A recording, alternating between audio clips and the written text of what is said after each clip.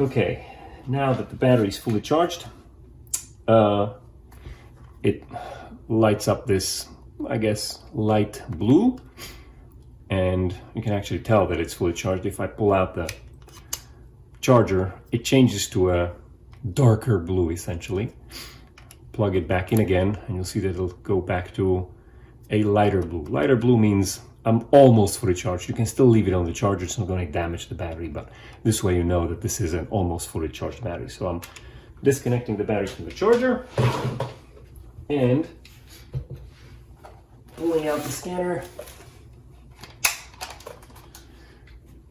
I always make my life a little bit easier by putting stickers, and they're the right side up, so I know I have to insert the battery this way. Otherwise, you're really just lining up the contacts with the contacts inside the actual battery compartment. Slide it in, it should click in. There's an SD card that usually is inserted in the scanner. We'll just leave it in there. Close the case.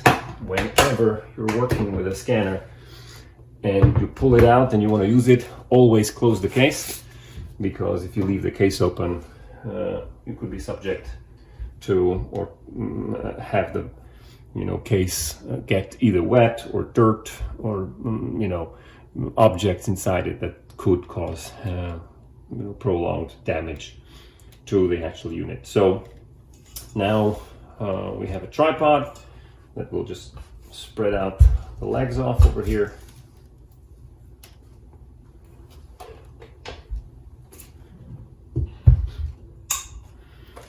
Sit the scanner on the quick release adapter and just tighten. Now obviously I'll be still messing with the actual settings, so I'm not going to tighten completely, but this way it's not going to fall off the actual tripod. It's fully attached.